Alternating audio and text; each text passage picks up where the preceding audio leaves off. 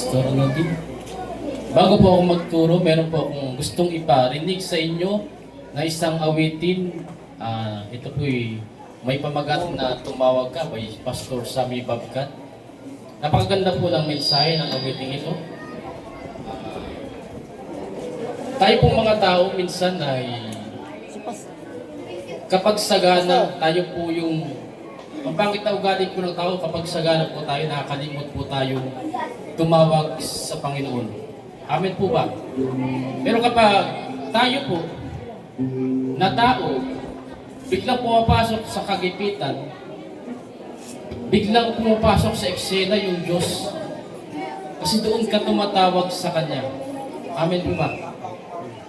Doon ka nakakatawag sa ating Diyos kapag mayroon ka ng problema. Amen. At kapag andyan na naman, marami ka na naman pera, malusog ka na naman, walang sakuna, hindi ka nakakatawag. Naalala niyo po ba yung itong nakarandam na nagkaroon ng lindol sa Jensan? Yung mga tao po doon, bago po magkaroon ng lindol, abalang-abala po sila sa kanilang sarili. At kahit tayo po ngayon, amen po ba? Marami tayong pinagkakaabalahan patungkol sa ating mga sarili. Bakit? Kasi gusto po natin na kumita ng pera. Pero sa totoo lang po, mas kailangan po natin ang ating Diyos. Pakinggan po ninyo.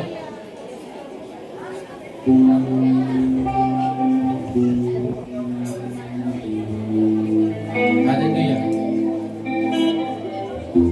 Nice po ng Diyos natin na kahit anong sitwasyon ng buhay natin, tayo po sa Kanya ay tatawag.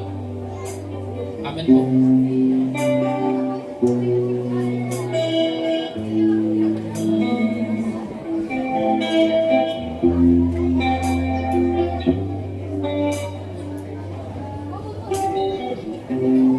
Minsan ay dumarating ang mga pagsubok sa buhay mo, na para ba nag-aalinlangan ka sa Panginoon.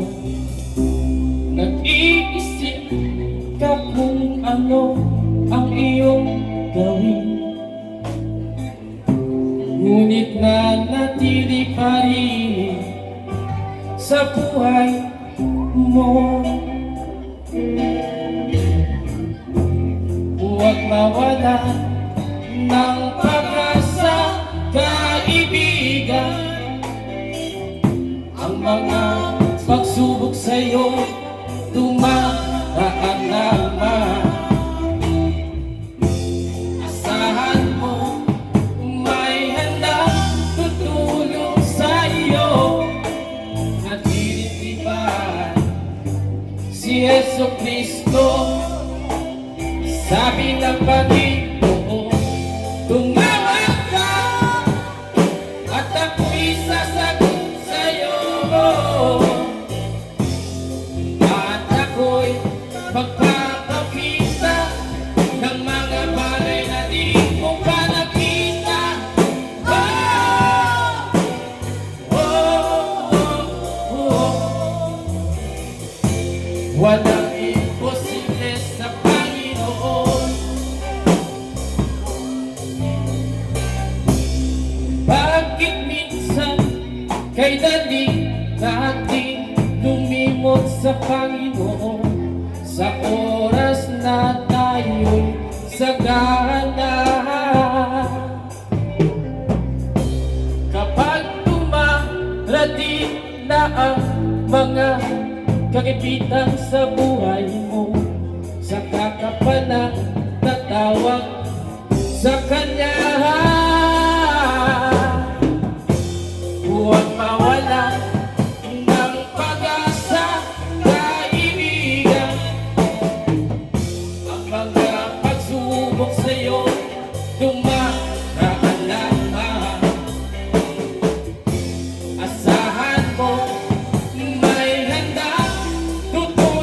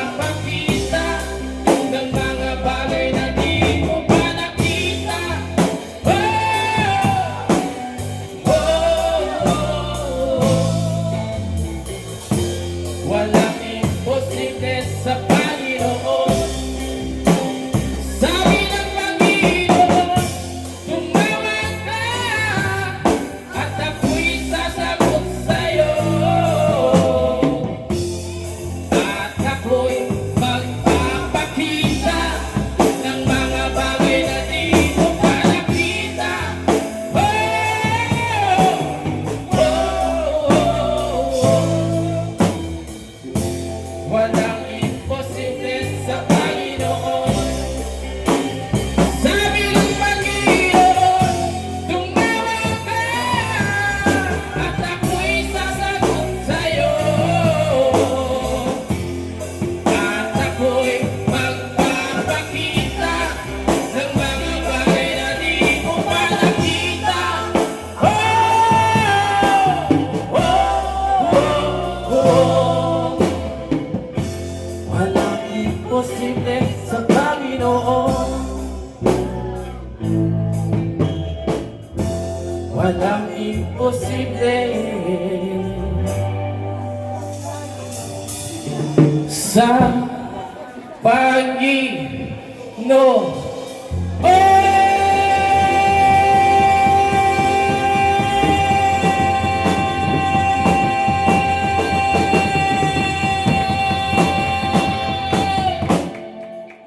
Ulit ka.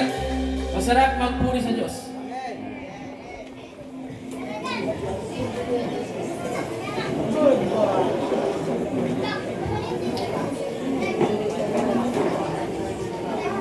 Muli, magandang gabi po sa ating Diyos na buhay. Amen. At kami po ay nakikiramay sa inyo po, nanay, sa buong pamilya ng pamilya Rosales at pamilya Binyas. Kami po ay nalulungkot sa nangyari po sa dalawa po ninyong anak. Lahat po tayo ay nakakaranas pong mamatayan. Amen po ba? Lahat po tayo nakakaranas ng mamatayan, mawalan ng mahal sa buhay. Alam niyo po ba kaya po tayo naririto? Para hindi maglibang, para hindi magsaya, para hindi makipag-usyoso. Tayo po ay naririto para iparamdam na tayo po ay nakikiisa sa kalungkutan ng ating kaibigan. Amen po ba? Amen po ba? Alam niyo po ba sa Israel, ang kultura ng Israel, umuupa po sila ng taga-iyak. Naku po, talent po yung pag-iyak sa Israel. Sa kultura po ng mga Hudyo, kapag meron silang may namatay sa Israel, babayaran nila yung taga-iyak. Ganyan po kahalaga yung pakikiramay sa kanila. Amen po ba? Kaya tayo po ay pumupunta rito para iparamdam na, nanay, kami po ay nakikiisa sa inyong kalungkutan. Tatay, kami po ay nakikiisa sa inyong kalungkutan. Hindi po kami masaya sa nangyari sa inyo pong anak. May pag-aralan po natin bakit kailangan mamatay ang isang tao. Natanong na po ba sa sarili natin yan? Bakit nga ba kailangan mamatay ng isang tao? Tanongin mo yung katabi mo. Bakit kailangan mamatay ang isang tao? Para? Ano po? Oh. Sino po dito gustong mamatay na? Meron po bang gano'n na tao? Nabuhay siya ngayon, gusto niya nang mamatay. Meron po bang gano'n? Kung wala naman, ganito naman ang tanong, baliktarin natin. Gusto mo ba na hindi ka mamamatay? Si nanay, puti na yung buhok ni nanay. Anong masasabi niyo po, nanay? Dahil puti na yung buhok ninyo, gusto niyo po ba na hindi kayo mamamatay? Pwede po kayong mamili ngayon kung gusto nyong mamatay o gusto nyong hindi mamamatay. Hindi rin po makasagot. Sino pang may edad dito? Ayan, parang wala naman. Si ate. Yan. Di ba ayaw niyo pong mamatay? Ang tanong, babaliktarin natin. Gusto niyo po bang hindi mamamatay?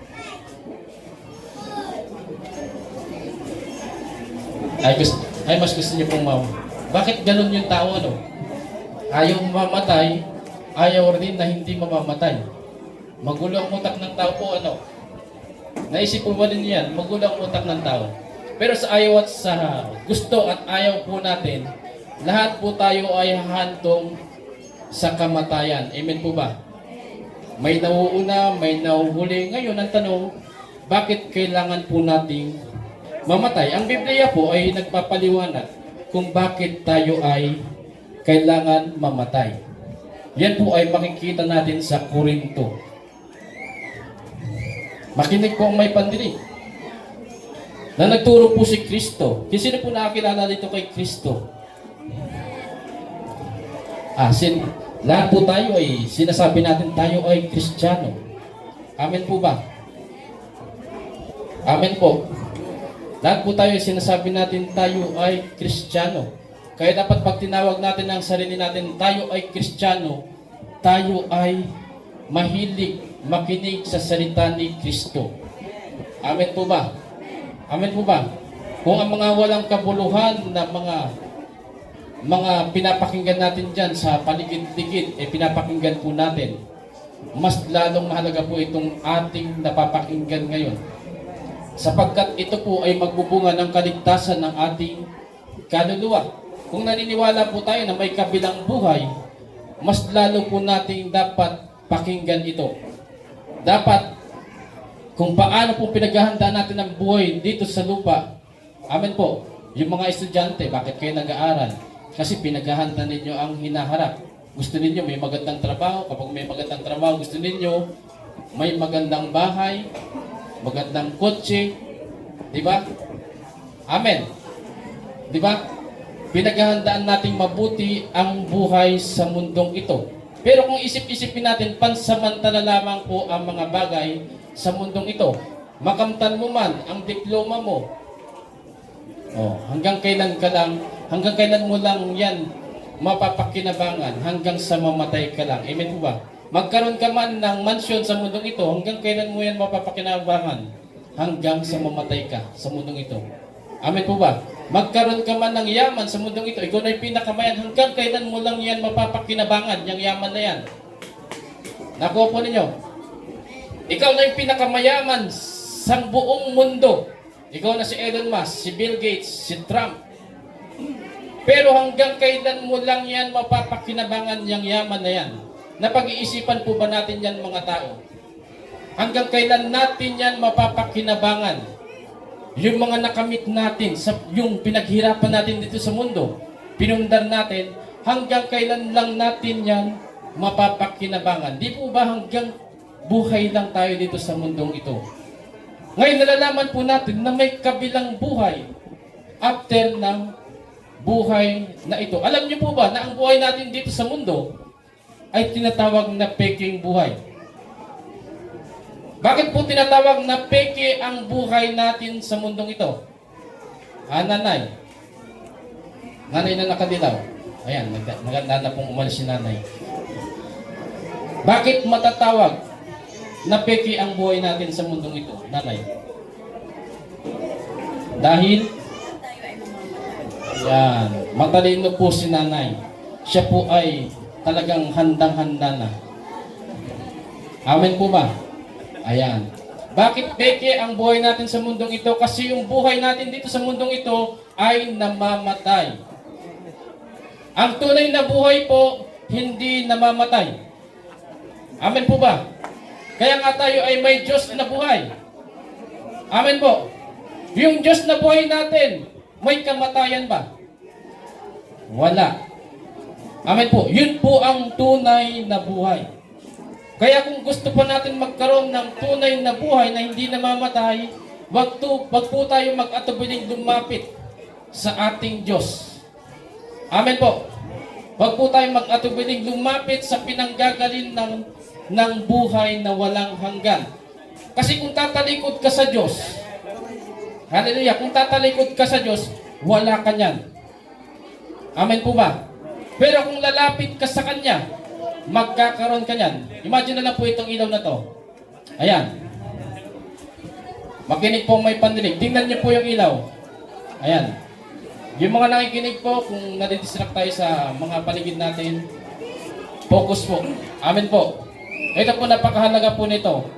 Kaya makinig po ang may pandinig. Sabi po ni Kristo, makinig ang may pandinig. Ito pong ilaw na to. Kung itong ilaw na to ay lalayo sa source of current, electricity, magkakaroon kaya siya ng ilaw? Kung ang ilaw na to madi-disconnect sa pinanggigalingan ng power para siya ay mag-ilaw, siya ba ay mananatiling ilaw? Ayan, nakuha na po yung punto. Kung tayo po ng mga tao, hallelujah, ay patuloy na disconnected sa Diyos na buhay, may kamatayan. Amen po ba? Amen po. Kung tayo po ng mga tao mananatiling disconnected sa Diyos na buhay, tayo po ay mamamatay. Kaya meron pong kamatayan. Ayan po. Nasa harapan po natin. Buhay na patotoo. Kaya meron pong kamatayan. Tayo pong mga tao ay na-disconnecta sa Diyos na buhay. Bakit po tayo na-disconnect sa Diyos na buhay? Nang dahil sa kasalanan.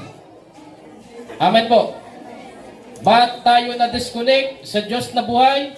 Nang dahil po sa ating kasalanan. Maliit man yan o malaking kasalanan, sapat na po yan para tayo ay ma-disconnect.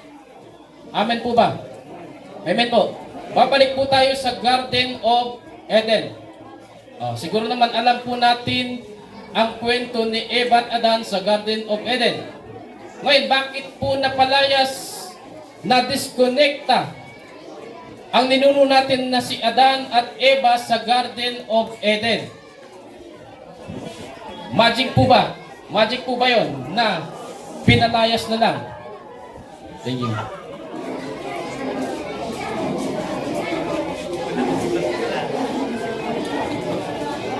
Sa tingin nyo, ang Diyos wala sa katinuan, napapalayasin niya lang ang tao sa Garden of Eden?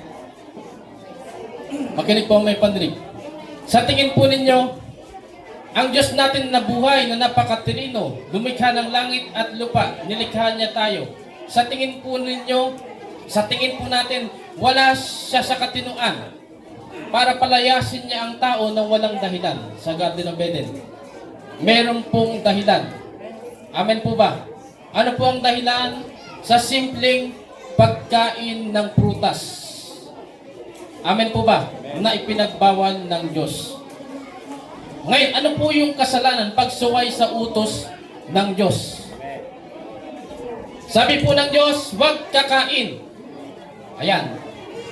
Kaso, may kontrabida. Nandyan si Satanas. Alam niyo po ba kung anong trabaho ni Satanas? Baguhin ang utos ng Diyos. Sabi po ng Diyos, huwag kayong kakain. Ayan. Pero sabi ng Satanas, hindi totoo yan. Masarap yun. Nagsisinungaling ang Diyos. Ang totoo, kapag kumain kayo, magiging katulad niya kayo. Hindi kayo mamamatay. Ano pang trabaho ni Satanas? Sinungaling. Ano pang trabaho ni Satanas? Baguhin ang salita ng Diyos.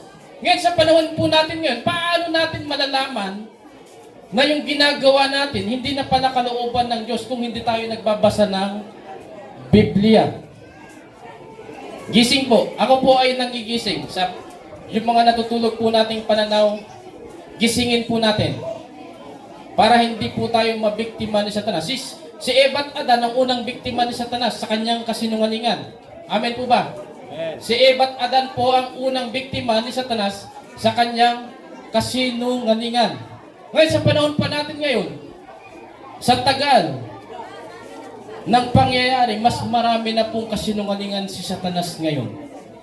Amen po ba? Amen. Mas marami ng kasinungalingan si Satanas ngayon.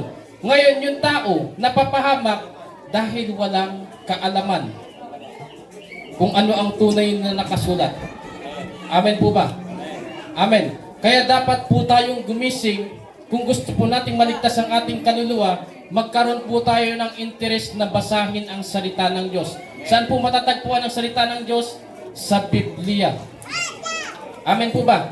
Sa panahon po natin ngayon, ito na po yung panahon na tinatawag na katulad ng panahon ni Noe. Amen po ba? Bakit iniyahan tulad ng panahon natin sa panahon ni Noe? Kasi ang mga tao, pinapangaralan ng katulad ng panahon ni Noe. Sabi ni Noe, maniwala kayo, may darating na baha. May kapahawakan na darating. Kapag hindi kayo nananampalataya sa aking sasabihin na mayroong darating na baha, mapapahamak kayo. Ngayon, ang dami pong lingkod ng Diyos na sumisigaw sa lansangan, sa eskwelahan, sa palengke, sa ganitong mga gawain. Di ba? Pinapangaral sa telebisyon, sa radyo. sa dyaryo, sa Facebook, sa YouTube. Huwag po tayong bulag, huwag po tayong magbingi-bingihan. Ang salita po ng Diyos ay talamak na, katulad po ng droga. Amen po. Kung ang droga po talamak na, ang salita po ng Diyos sa panahon natin ngayon, talamak na rin po. Amen po. Napapakinggan po natin kahit saan. Kahit sa CR, pag upo mo sa CR, pag tingala mo, minsan nakakita ka, John 3:16. Amen. Amen po. Ngayon, wala po tayong maiidadahilan sa Diyos sa kanyang pagbabalik. Amen po ba?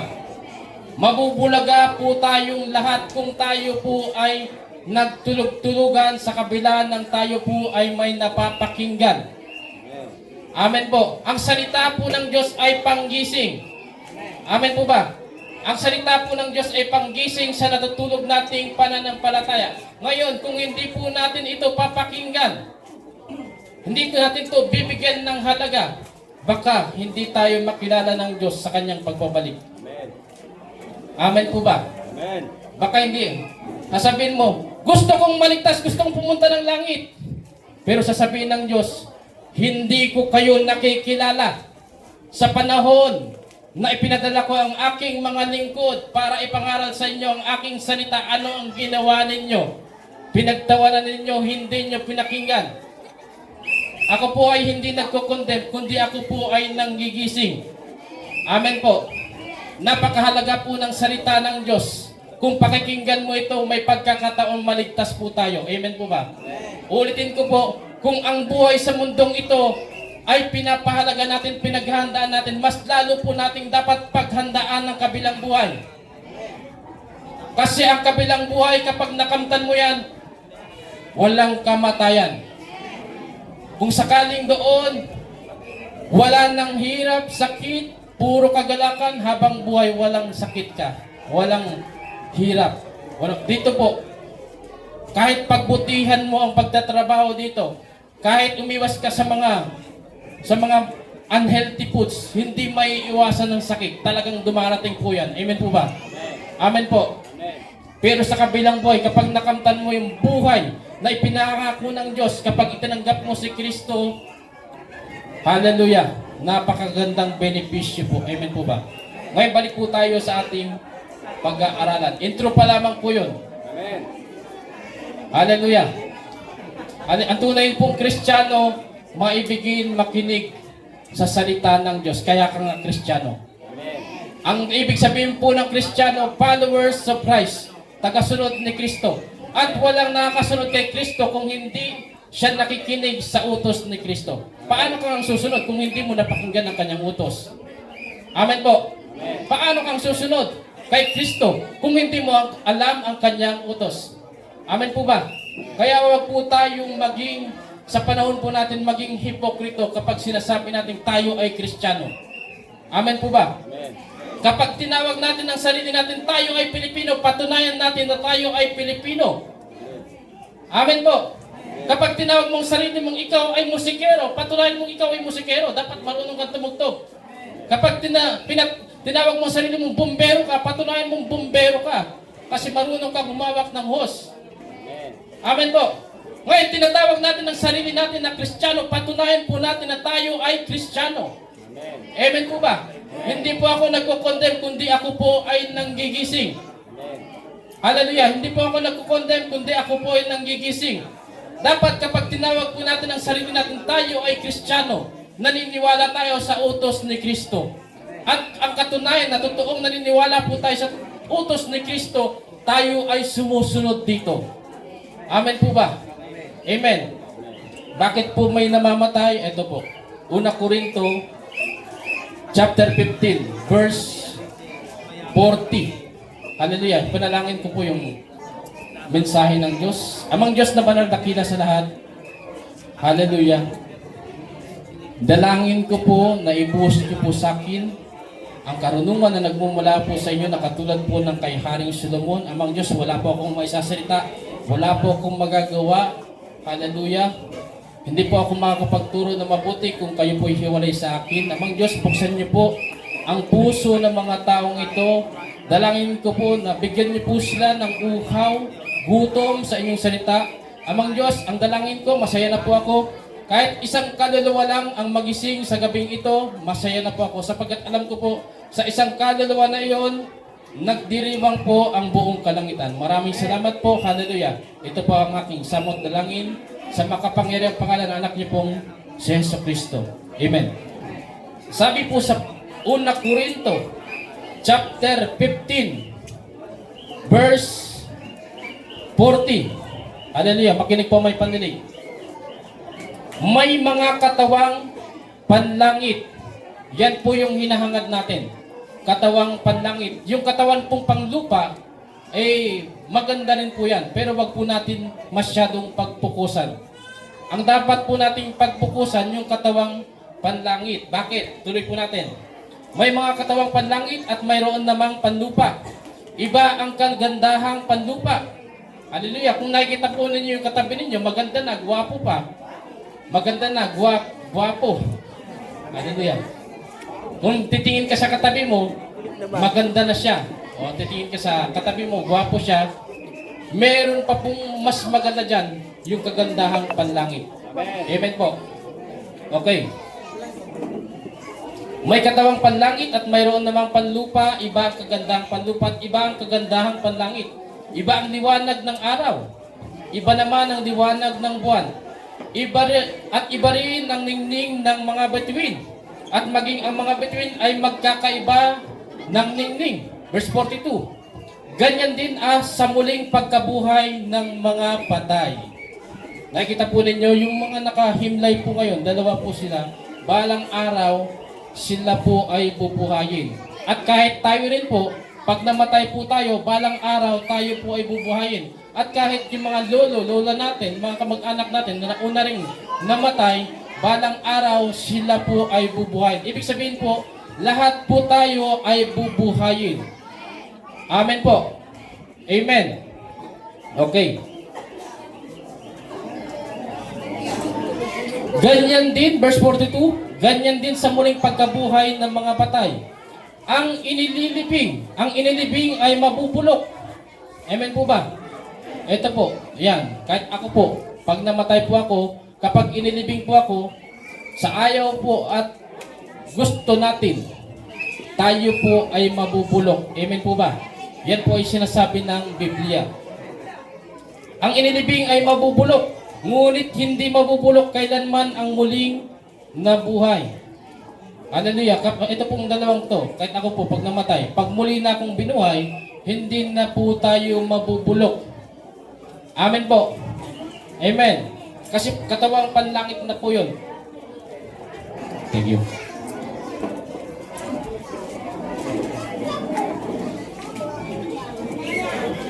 Para po tayong nasa inuman session na. Dalawang shot na po yung kanto. Hallelujah.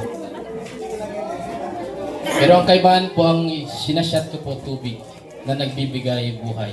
Amen. Amen po ba? Glory to God po. Okay. Verse 44. Inilibing na katawang pisikal. Ito po yan. Ito po sa atin. Yung kasalukuyang katawan po natin. Tinatawag po yung katawang pisikal. Inilibing na katawang pisikal, muling mabubuhay bilang katawang spiritual. Amen po ba?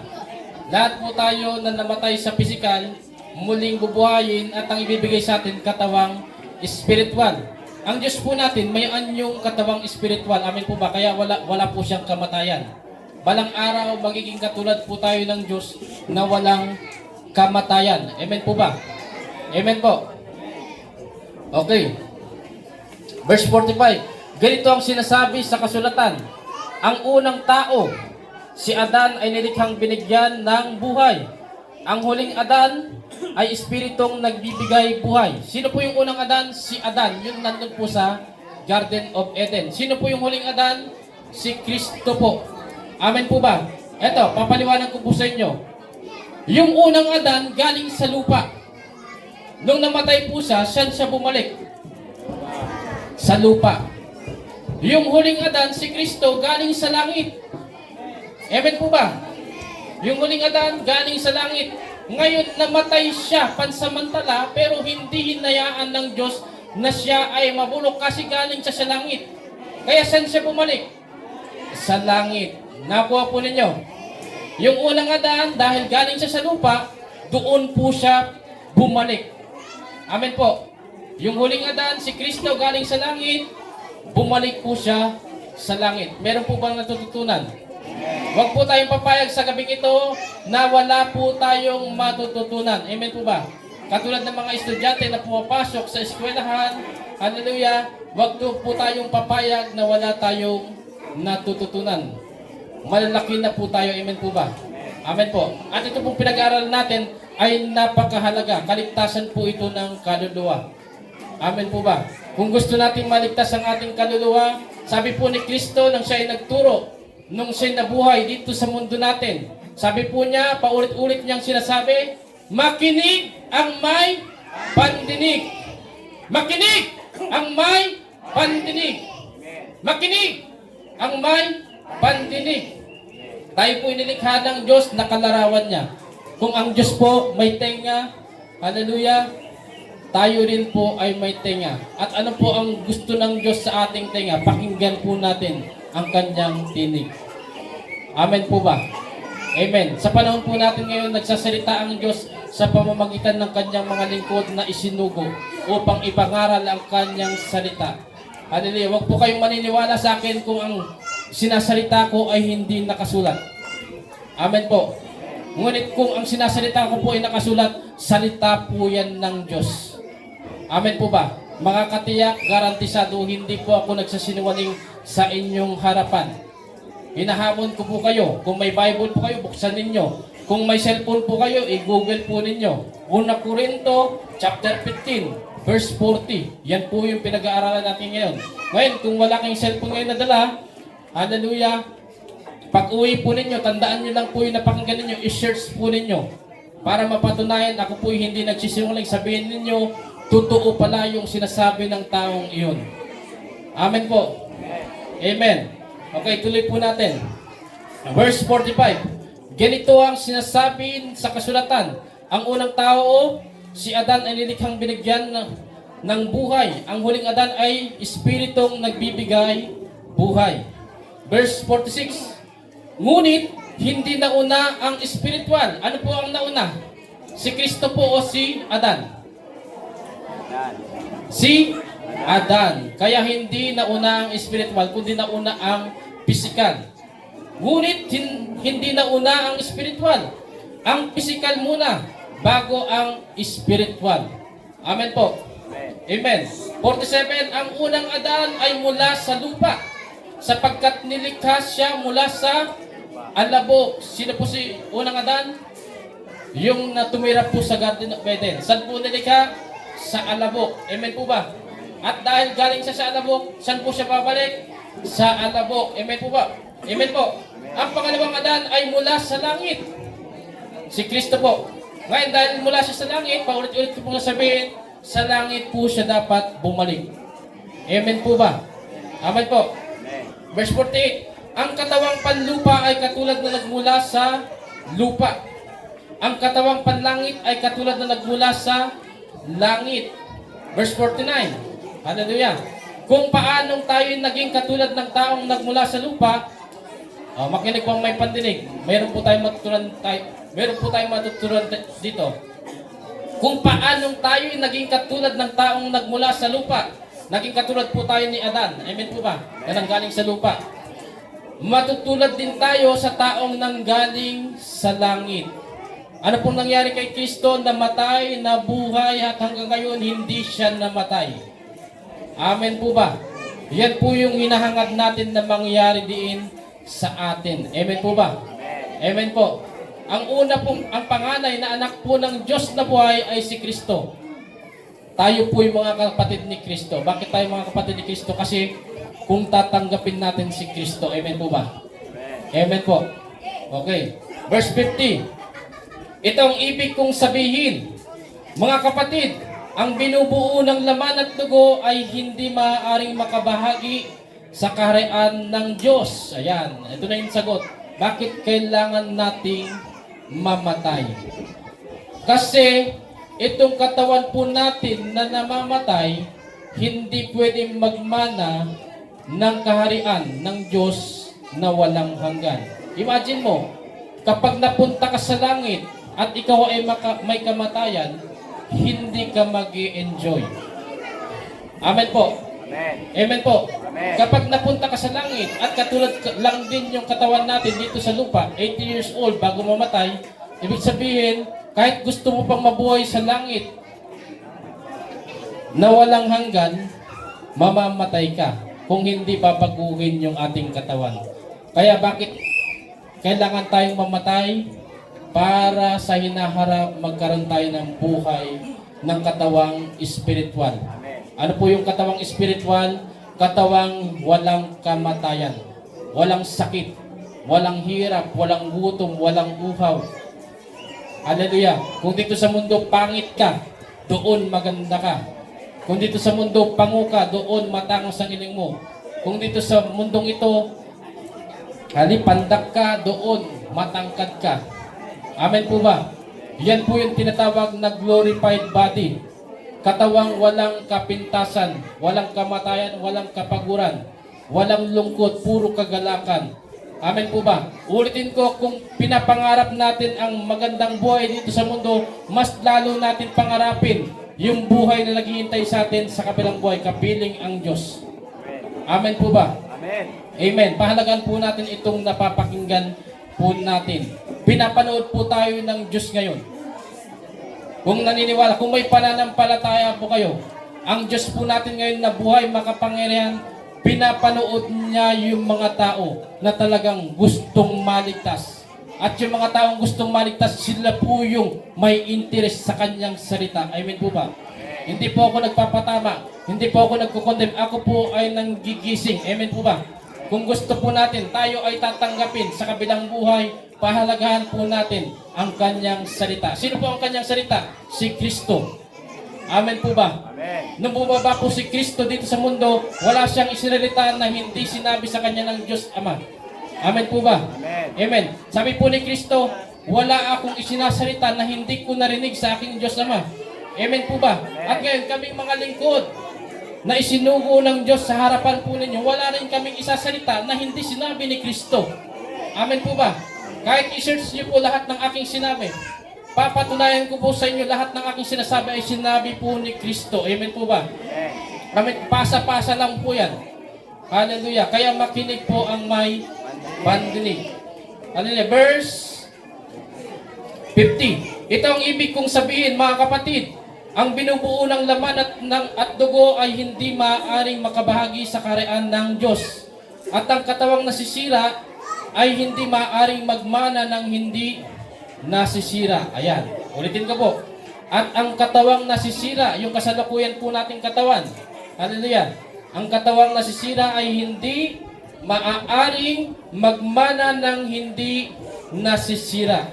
Verse 51. Isang hiwaga ang sinasabi ko sa inyo, hindi lahat tayo'y mamamatay, ngunit lahat tayo'y babaguhin. Napapakinggan na po ba ninyo yung salitang rapture?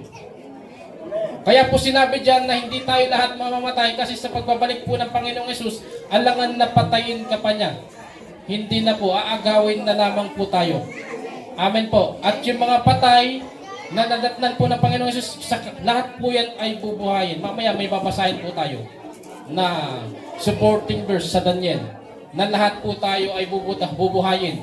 Mabuti at masama, bubuhayin po tayo. Ulitin ko po, naging mabuti ka man o masama sa harapan ng Diyos, lahat po tayo ay bubuhayin. Sasabihin ninyo, Pastor, bakit naman pati masama bubuhayin? Mamaya po malalaman po natin. Amen po. Amen po. Kaya makinig po ang may pandinig. Isang hiwaga ang sinasabi ko sa inyo, hindi lahat tayo mamamatay, ngunit lahat tayo babaguhin. Sa isang sandali, sa isang kisap mata, kasabay ng huling pag-ihip ng trompeta. Sapagkat sa pagtunog ng trompeta, ang mga patay ay muling bubuhayin. At di na muling mamamatay. Babaguhin tayong lahat. Tayong lahat. Ibig sabihin, naging mabuti ka man o masama sa harapan ng Diyos, babaguhin po tayong lahat. Bibigyan sa ayaw po at gusto natin, bibigyan tayo ng Diyos ng glorified body, katawan na walang kasiraan. Ngayon, ang tanong, Saan kaya ipupunta ng Diyos yung katawan na ibibigay sa atin na glorified body? Katawan walang kasiraan, katawang walang kamatayan. Hallelujah. Saan kaya yan ipupunta ng Diyos? Sa langit kaya o sa impyerno? Yan po ang dapat nating pag-isipan ngayon. Saan kaya ipupunta ng Diyos yung katawang ibibigay sa atin balang araw? Sa langit kaya o sa impyerno? Ulitin ko po yung tanong. Saan kaya ipupunta ng Diyos yung katawan na ibibigay sa atin na walang kamatayan? Sa langit kaya o sa impyerno? Ngayon, kapag tinanong tayo, saan mo gustong pumunta? Lahat po tayo, langit. Kahit ako po nasasarapan ninyo, ang gusto ko, langit. Wala pong gustong pupunta sa impyerno. Ngayon, kahit gustuin man natin na pumunta ng langit, ang tanong, tatanggapin po ba tayo ng Diyos doon? Ulitin ko po yung tanong. Kahit gusto po natin pumunta ng langit, magpumilit tayo. Ang tanong, tatanggapin kaya tayo ng Diyos sa langit? Baka sasabihin ng Diyos, hindi kita kilala. Hindi mo pinahalagahan ang aking salita.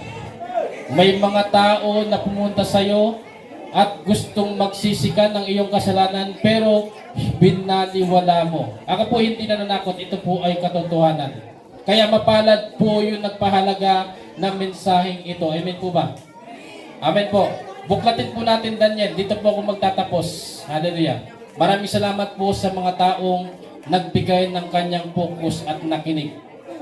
Amen po. Pahalagahan mo yung iyong napakinggan.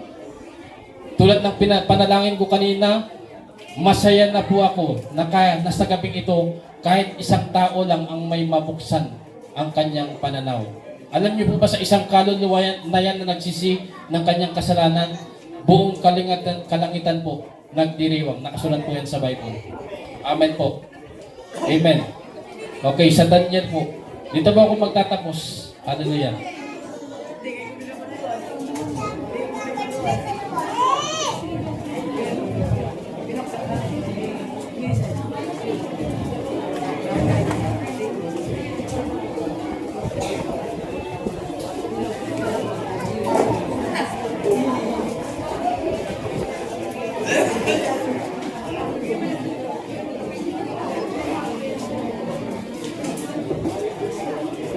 Daniel 12, verse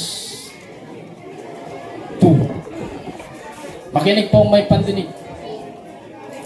Sabi po kanina, bubuhayin tayong lahat na mag-uli. Amen po ba? Mabuti o masama, bubuhayin tayong mag-uli. Kahit ayaw nating mabuhay, bubuhayin tayong mag-uli.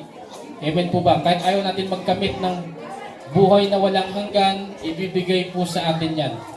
Pero ang tanong, yung buhay na walang hanggan na yan na i-award sa atin, saan kaya yan ipupunta? Ito po ang sagot. Daniel 12, verse 2. Daniel 12, verse 2. Makinig po may pandinig. Kung kayo duda po sa aking kuwan, tandaan po ninyo. Daniel 12, verse 2. Daniel 12, verse 2. Muling mabubuhay ang maraming mga namatay. Ito po ay hula sa huling panahon. Nakasulat po sa Biblia. Muling mabubuhay ang maraming mga namatay sa lahat ng panig ng daigdig. Ang iba'y sa buhay na walang hanggan at ang iba namay sa kaparasahang walang hanggan. Ulitin ko po para mas lalong tumatak po sa ating puso't isipan. Muling mabubuhay ang maraming namatay sa lahat ng panig ng daigdig. Ang iba'y sa buhay na walang hanggan. Kapiling po ang Diyos. Amen po ba? At ang iba namay sa kaparusahang walang hanggan. Saan po ba yung kaparusahang walang hanggan? Sa impyerno po. Sino po ang mapupunta sa impyerno? Lahat po ng taong sumunod sa kasinungalingan ni Satanas. Amen po ba? Amen po. Ngayon, bakit tayo napapasunod sa kasinungalingan ng Satanas? Hindi po kasi tayo nag-aaral ng kanyang salita. Ngayon, ito na po yung panahon para tayo po ay gumising at magsiyasat. Huwag po tayong basta-basta naniniwala sa tao. Amen po ba? Amen po. Huwag kayong maniniwala sa katuruan ng born again. Huwag kayong maniniwala sa katuruan ng saksi, Mormon, Iglesia ni Cristo, ano pa ba? Baptist. Lahat po yan religion. Amen po ba? Lahat po yan religion. At ang katuruan po dyan, katuruan ng tao. Ngayon, Pastor, kanino pala kami dapat maniwala? Kay Kristo. Amen po ba? Ano po ang ibinigay na pangalan ng langit sa atin para tayo po ay maligtas? Si Kristo po.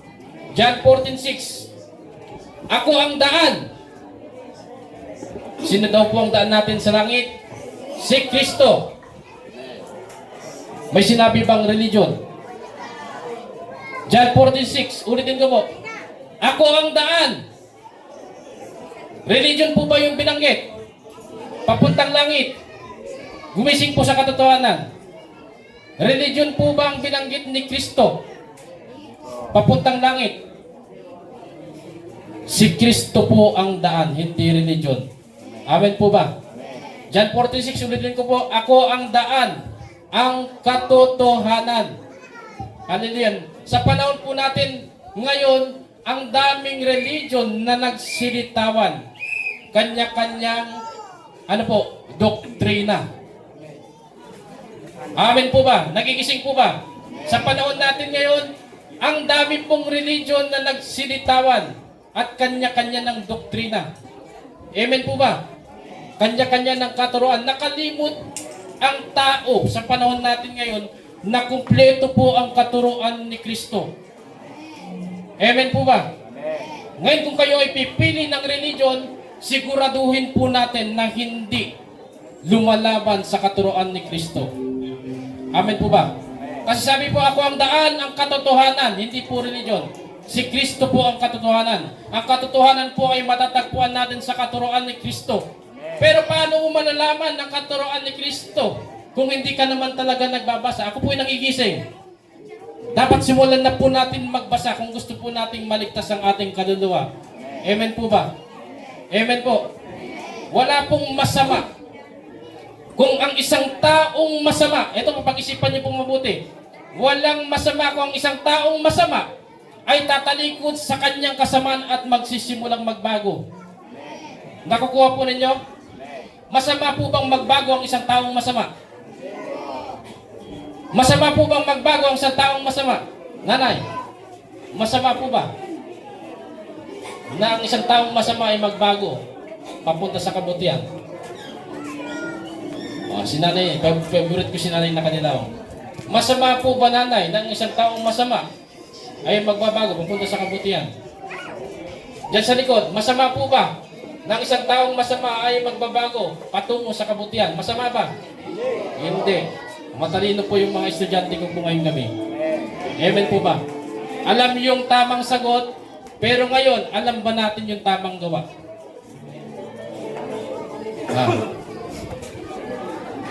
Matalino po tayo, amen po ba? Bakit tayo matalino? Likha tayong kalarawan ng Diyos. Nakakaalam ng tama at mali. Ngayon, ginagamit ba natin yung sentido común natin? Yung common sense natin, ginagamit ba natin yon para tayong maligtas? Sana ginagamit po natin yon. Alam natin yung tama at mali. Ngayon, ginagamit po ba natin para pumili ng tama? Alam natin yung tamang sagot. Ngayon, alam ba natin yung tamang gawa? Nagigising po ba? Nagigising po ba? Dapat kung alam po natin yung tamang sagot, yun ang nagre-reflect sa ating aksyon. Amen po. Amen po. Tanungin ko po kayo, nang nilikha pa ng Diyos ang tao, ano ba ang disenyo ng tao para maging masama? Nilikhain ko ang tao para maging masama. Ganyan ba ang nasa isipan ng ating Diyos that time? Ha? Nilikhain ko ang tao para maging masama. Ganyan ba ang kaisipan ng Diyos? Hindi po. Bakit hindi ganyan ang kaisipan ng Diyos? Kasi ang Diyos po natin ay Diyos na mabuti. Amen po. Ngayon, bakit naging masama ang tao? Nandyan po si Satanas. Amen po. Bakit naging masama ang tao? Nandyan si Satanas. Ano po ang trabaho ni Satanas? Baguhin ang disenyo ng Diyos sa tao. Ano po ang disenyo ng Diyos sa tao? Maging mabuti. Si Satanas po, kontrabida. Binabago niya ang disenyo ng tao. At ngayon marami pong tao ang nagpapabiktima kay Satanas. Ngayon, oras na po para gumising sa katotohanan. Tanungin natin yung sarili natin. Dapat pa ba kong magpatuloy sa kasamaan ng mundong ito?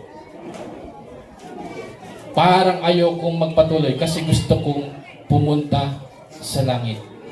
Ngayon, ang gusto po ng Diyos, ang gusto po ni Kristo, kaya po siya nagpapako sa krus. Makinig po may pandinig. Ang gusto po ng Kristo, kaya siya nagpapako sa krus, maligtas po ang lahat ng tao. Amen po ba? Amen. Ang tanging gagawin lamang po natin, pagsisihan ng totoo ang kasalanan. Tanggapin po si Kristo, magpabautismo sa kanyang pangalan. Makinig po may pandinig. Saan po tayo babautismuhan? Sa kanyang pangalan. Sinabi po bang religion? Ngayon ang tao kapag tinanong mo, saan ka nabautismuhan? Nabautismuhan ako sa born again. Saksi ni Jehovah, Iglesia ni Cristo, Mormon. Nabautismuhan ako sa Muslim. Nabautismuhan ako sa Katoliko. Nabautismuhan ako sa Baptist. Di ba? Yan ang sinasagot ng tao, di ba? Ngayon, religion po ba makakapagligtas sa atin? Religion ba makakapagligtas sa atin? Kaya dapat tayong bautismuhan kanino? Kay Kristo. Ano po ang sangkap ng bautismo? Kailangan magsisi ng totoo, tumalikod sa kasalanan. Pabautismo tayo kay Kristo. Ang ibig sabihin po ng bautismo kay Kristo, ibig sabihin yan, nagpapasakop ka sa kanyang katuruan. Deklarasyon yan na ikaw ay tumalikod na sa kasalanan. Amen po ba? At ngayon, kapag naging totoo ang pagsisisi mo, hallelujah, makinig po may pandinig. Kapag naging totoo ang pagsisisi mo at pagtatanggap kay Kristo, hallelujah, isusugo sa iyo ang banal na Santong Espiritu. Hindi po aksidente na si Kristo po ay nagpabautismo nung siya po ay edad 30. Sino po nakakaalam ng, di ba, pag Semana Santa pinapalabas? Amen po ba kung paano binautismohan si Kristo? Ngayon, hindi po aksidente, kahit wala siyang kasalanan, nagpumilit siya na kailangan ko magpabautismo. Bakit ginusto niyang makita ng mga tao na magpabautismo siya? Gusto ng Diyos, ng ating Panginoong Jesucristo na makita natin kung ano ang sistema. Ano po ang nangyari nung inahon siya sa tubig? Ano po ang nangyari nung inahon siya sa tubig? Makinig po ang may pandinig. Mayroon po tayong matutunan dito. Ano po ang nangyari kay Kristo nung inahon siya sa tubig? Isinugo ang banal na Santong Espiritu. Amen po. Amen po. Ngayon, mahirap pong paniwalaan yan ng mga taong walang pananampalataya. Ulitin ko po, mahirap po yung paniwalaan ng mga taong walang pananampalataya. Kaya nga ang maniligtas yung mga tao lang na mayroong pananampalataya. Amen po ba? Ang Diyos po ang ugali niya, believe to see. Kaso ang ugali ng tao, to see is to believe. Pero ang sistema po ng Diyos, maniwala ka muna bago mo makita. Maniwala ka muna bago mo maranasan. Ngayon, hinahamon ko po kayo. Kung gusto niyo po magsisi, hallelujah, hindi ko kayo papasunodin sa panalangin katulad ng mga ibang lingkod ng Diyos na sabi, tayo po kayo, manalangin tayo, sumunod ka. Hindi po ako ganyan. Amen po. Kasi pwede tayong magkunwarian na ibinubuka yung bibig natin. Sabihin mo, tinatanggap po si Kristo. Sabihin mo rin naman, tinatanggap ko po si Kristo. Ako po yung nagsisisi na. Sabihin mo, nagsisisi na po ako. Ang totoo na pagtanggap kay Kristo, ito, inaanong ko po kayo. Kung talagang gusto nyo magtanggapin si Kristo ng totoo, mamayang gabi bago kayo matulog, kapag wala na ako sa inyong harapan, doon nyo gawin. Sabihin mo, Panginoong Yesus, napakinggan ko na may kaligtasan ng kaluluwa. Gusto ko nang tumalikod sa aking kasalanan. Ayoko na. Gumawa nito. Gusto kong maligtas. Pumasok po kayo sa aking puso. At simula ngayon, ikaw na ang maging Panginoon ng aking buhay. Hallelujah. At tulungan po ninyo ko na masunod. Simula ngayon, tulungan niyo po ako na magkaroon ng karunungan tapang na masunod ang inyong kautusan. Ayoko nang himiwalay sa iyong piling. Ngayon, sa pangalan, sa dakilang pangalan na ibinigay ng Diyos. Amen. Ngayon, kapag ginawa niyo po yan, yan ang totoong pagtanggap. Bakit? Kahit wala ako sa harapan ninyo, ginawa mo.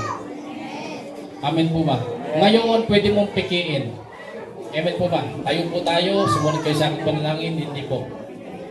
Kung gusto mong maligtas, gawin mo yung sinabi ko mamayang gabi, pagtulog mo. Amen po. Seryosohin mo. Amen po ba? Amen po. Ngayon bago po pagtapos, tatapusin ko po itong aking pagtuturo sa isang awitin.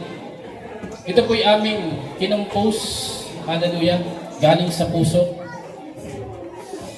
Nararapat lamang po na ang Diyos natin ay lagi natin handugan ng mga bagong awitin kasi hindi siya nagsawang bigyan tayo ng sariwang hangin. Hindi siya nagsawa na bigyan tayo ng sariwang tubig. Hindi siya nagsawa na gisingin tayo tuwing umaga. Amen po ba? Kaya nararapat lang gumawa tayo ng maraming bagong awitin pa sa kanyang harapan. Hallelujah. Ito po'y pinamagatan po namin salamat sa liwanag. John 8:12. Pakinig po may panilig. John 8:12. Sabi po ni Kristo, ako ang ilaw. John 8:12. Sabi po ni Kristo, ako ang ilaw. Ang sumusunod sa akin ay magkakaroon ng ilaw. Ulitin ko po, John 8:12. Sabi po ni Kristo, ako ang ilaw. Sabi po ni Kristo, ako ang ilaw. Ang sumusunod sa akin ay magkakaroon ng ilaw. Alam niyo po ba itong mundo natin na to? Puno ng kadiliman. At dahil puno ng kadiliman ang mundong ito, hindi mo alam kung saan magsisimula. Kung paano magbagong buhay. Ngayon tanggapin mo si Kristo na ilaw. At kapag tinanggap mo si Kristo na ilaw, sinusunod mo na ang kanyang mga utos, hindi ka na maniligaw. Kasi may ilaw ka na sinusundan. Amen po. Amen po. Gaano kahalaga ang ilaw? Gusto ko malaman ninyo. Itong ilaw na to, o yan mga ilaw na yan, kapag patay po yan, hindi natin malalaman na meron po tayong muta. Hindi natin malalaman na nakabukas yung zipper natin, hindi natin malalaman, butas pa na yung damit natin, hindi natin malalaman na kulong-kulo yung buhok natin. Hindi natin malalaman na hindi pantay yung lipstick natin, yung makeup natin. Amen po ba? Amen po. Ganyan kahalaga ang ilaw. Ngayon, kapag nagkaroon ka ng ilaw, tingin mo sa salamin, may ilaw, makikita mo may muta ka pala. Matatanggal mo yung muta mo. Meron pa ng dumi ang mukha mo, matatanggal mo yung dumi mo sa mukha mo. Gaano kahalaga ang ilaw? Yan ang magtatama ng buhay mo. Sino po yung ilaw? Si Kristo. Amen po ba? Sino po yung ilaw? Si Kristo. Kung gusto mo maitama ang buhay mo, tanggapin mo si Kristo na ilaw. Hallelujah. Pakinggan ko ninyo. Salamat sa liwanag.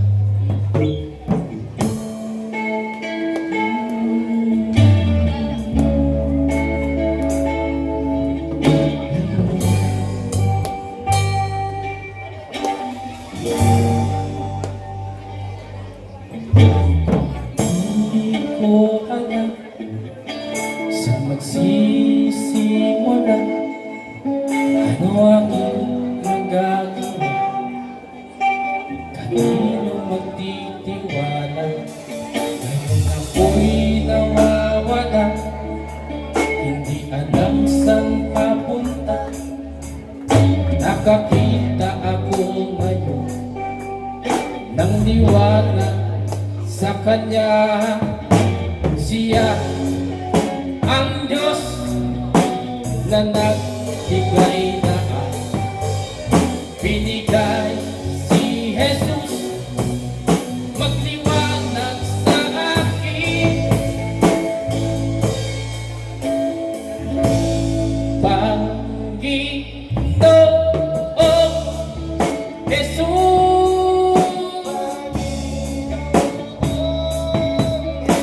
salamat sa iyo. Niligtas mo ako.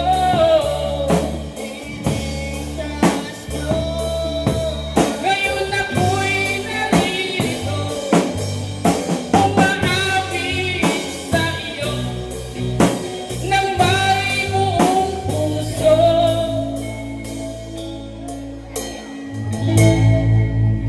Salamat sa iyo.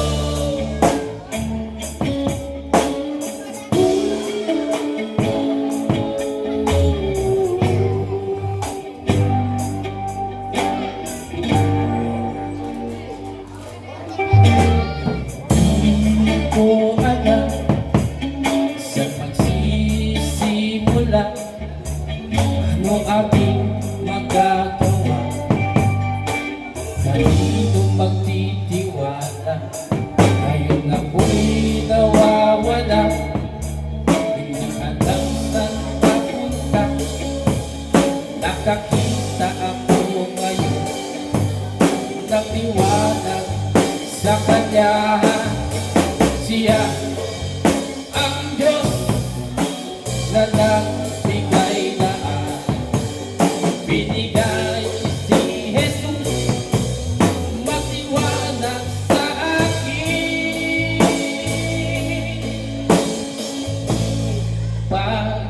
Panginoong Jesus,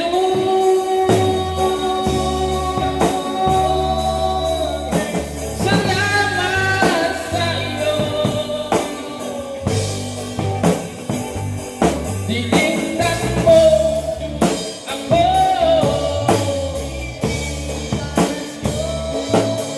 Ngayon ako'y narito, umaawit sa iyo nang may buong puso.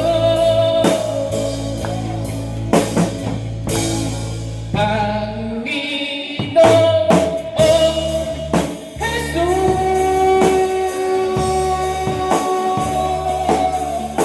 salamat sa iyo.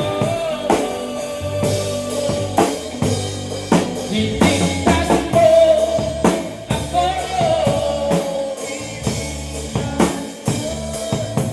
Ngayon ako'y narito, umaawit sa iyo nang may buong puso.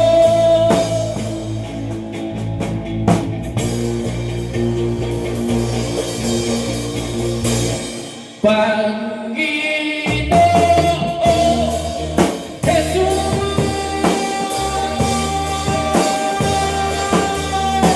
salamat sa iyo. Niligtas mo ako.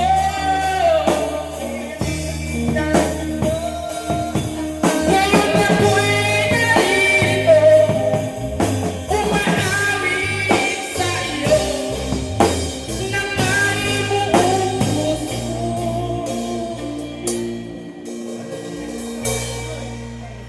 Salamat sa iyo.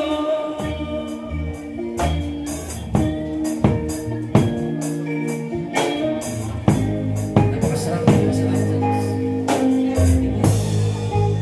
Salamat sa iyo.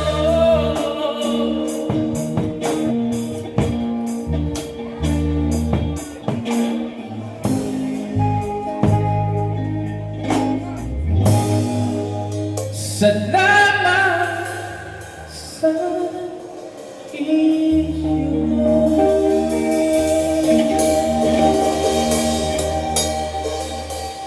Glory to God. Masarap magpuri sa Diyos. Nawa po ay meron po kayo natutunan ngayong gabi. Huwag po nating sayangin ang ating kaluluwa. Tanggapin po natin si Kristo ng totoo. God bless po. To God be all the glory.